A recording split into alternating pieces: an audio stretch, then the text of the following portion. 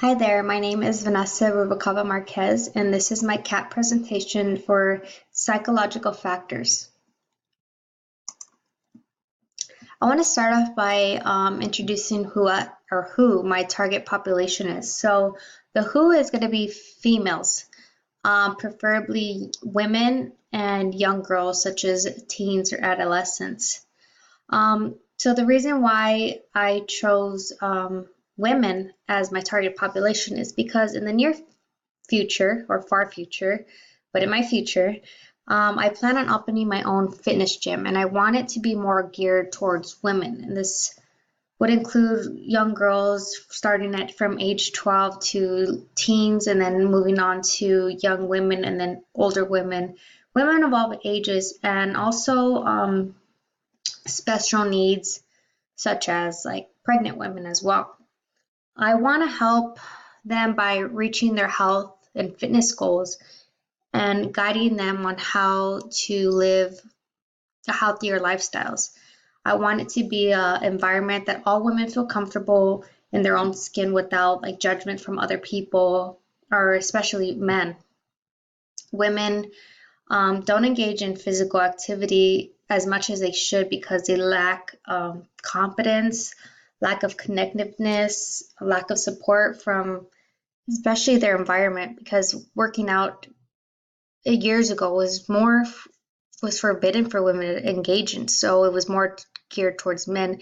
And now women are starting to be more physically active, but yet there's still women who aren't engaging in physical activity and living healthier lifestyle. So that is my target population.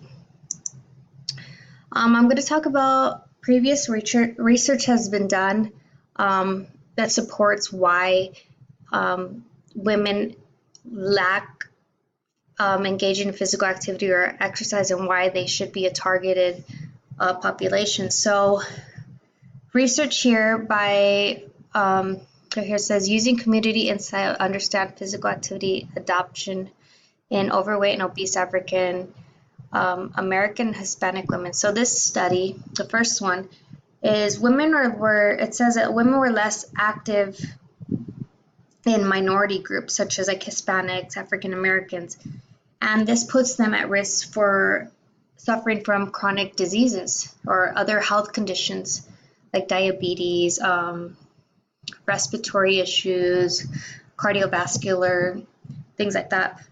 So there are numerous factors such as behavioral, social environment factors that influences why these women aren't engaging in physical activity. So the study focuses on the influential factors that determine why these ethnic minority groups aren't engaging in physical activity. So the research was emphasizing or using a type of physical activity model, and it was a ecological model where it focuses on the interpersonal factors, the dynamic relationships that these women are having with other people, and their physical environment, that how it influences them as barriers or why they're not engaged in physical activity. So these women were given like an interview and a list as to reason, like questioning them why they aren't engaged in physical activity. So that's what that study was, and women gave numerous of answers as to why. The bottom last study talks about confidence. So it's the role the body-related self-conscious emotions in motivating women's physical activity. So that's the title of the journal. So the purpose of this study here was it was taking a closer look into understanding the factors that these women that are associated with the activity behaviors of them. And so the factors that the study presented was the self-confidence, the emotions, the shame that women felt, and how it affects them being active. So if they had shame or guilt and all these different emotions that women go through, and these are barriers or physical barriers as to why they're not engaging in physical exercise. So they're lacking self-confidence and body shaming, and they have these judgments. And so this study undergoes on how, all these different barriers that women are lacking psychologically. Okay. So the third research is about depression, anxiety, and psychiatric problems that these women are going. So this title is Psychological Factors Associated with Weight Loss in Obese and Severely Obese Women in the Behavioral Physical Activity Intervention. So this talks about like obese women. So this study had how obesity affects women and how they're undergoing these chronic health risks because they're overweight. So by these women eating so much calories and they're lacking exercise, they're putting their health at risk. So with their health being at risk, there's also psychological issues as well that are associated with being overweight.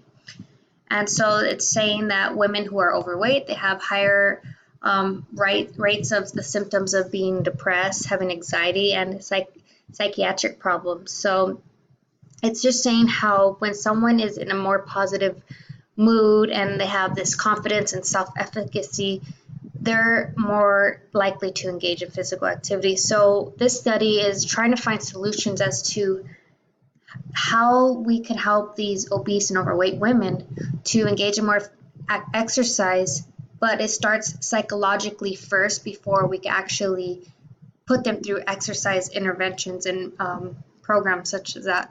So that was what that research was about. So a healthier mindset will lead to more exercise. Okay, so the next slide is how environment plays a role.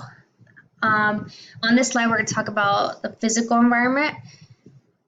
So as you can see in this picture, you have an image of a poverty neighborhood. So you can see looks very dangerous and unsafe. Or you have a more higher class environment that has access to parks, and there's exercise equipment in the parks, there's sidewalks. So this is how environment plays a role in people engaging in physical activity. So the availability of having parks, sidewalks, lights at night so people could jog if they work in the mornings and don't have time, so they could exercise at nighttime outside.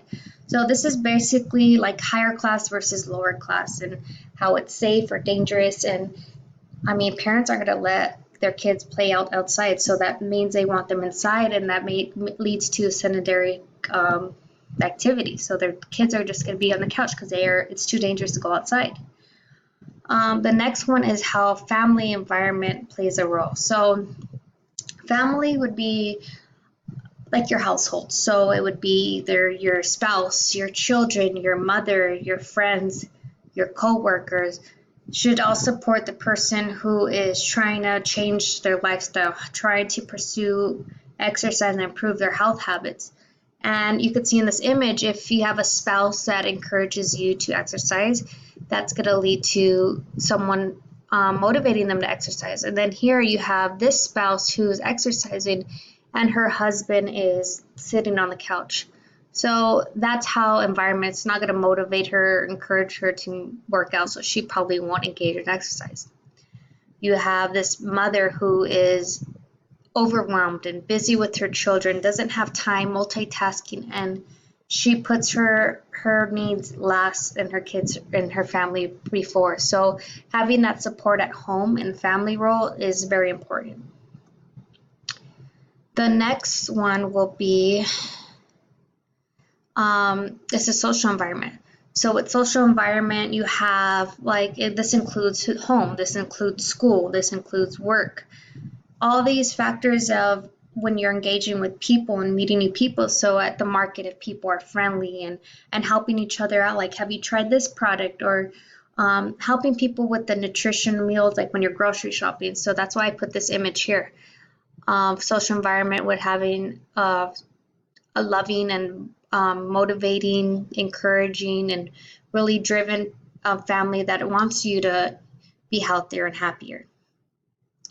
Another image here, social environment would be for school, starting and to teach these children early on in school, such as PE classes or even these health courses in junior high or high school. This can help motivate, this could help teach children young so they could carry this on later on in life. And having a healthy relationship and an open relationship with your trainer, your health coach, and that's someone you could trust, that it also plays a factor in producing positive results. The next one is barriers. So the other few barriers I found that women were under, well, that affected women was time and schedule. Women's excuse, the first one is I don't have time. They're just too busy. They don't even know where to start. So time or work, that's a barrier. But there's ways that's just an excuse. So there's, if you really want something, you're gonna go after it. And working out and figuring out a concrete schedule for yourself to have at least 45 minutes, 3 days a week, the minimum. There's time. You could just work around your schedule. Social support, like I talked earlier about your friends and family supporting you. Sometimes you don't have that encouragement, so they're lacking that. Money is a big one. You get these excuses where I don't have a gym pass, but running on the street is free. Parks are free. There's home workouts and lots of videos online, and you could work out without having equipment. So that's a barrier, but people need to get over that hump and find solutions for that. Another one was healthy food. It costs money. Healthier food tends to be more expensive than the fast food, and fast food's easier. So people, women, they feed their children fast food because it's easy, quick, and cheaper.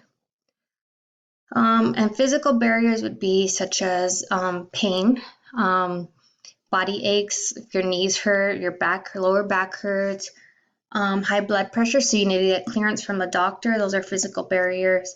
Mental conditions, as far as like having hearing problems, vision, maybe you're missing a limb or something. Those are all physical barriers, and that women or other people can suffer from. So the 4 factors women experience for not engaging in physical activity. So I found research that one of the first factors was a lack of motivation. So what motivation is, that drive that people have to do something they want, they're just hungry, and it's what fuels your fire, like what gets you going to wake up at 4 a.m. to get that jog in. That's motivation, and a lot of women don't lack that. So that's why it's important to have motivation to carry on healthy behaviors. So there are a few strategies to help women with that. And it would be hearing motivational talks like we heard earlier in week 1 or week 2. Motivational talk, like when I was listening to those videos, I was just instantly, I wanted to change my life. I wanted to improve and keep going and strive to be better. So motivational talks and videos really help to just pop that light bulb in your mind. You could have a health coach or personal trainer. They help with making women feel and look better, and they really practices mental toughness as well. So different strategies would help with motivation. The next one was women undergo lack of fitness knowledge or experience. So the reason why women don't engage in physical activity is because they don't even know where to start. So when they lack the knowledge of like exercises or what to do in the gym, so they stop, they give up, and they get frustrated. But there are lots of things you could do to learn how to get over this barrier. So that is like strategies would be, there's tons of workout videos online that are free, and trainers and coaches that are willing to help you, that go to school for this and study this to help. That's what they're there for. So women need to understand that not everyone is pros at anything, and everyone started from somewhere, and you don't have to do it alone. So that's where the strategies women could do to help improve their fitness. The other two factors is going to be women lack self-confidence. So confidence is the perception, feeling, and the belief that you have within yourself.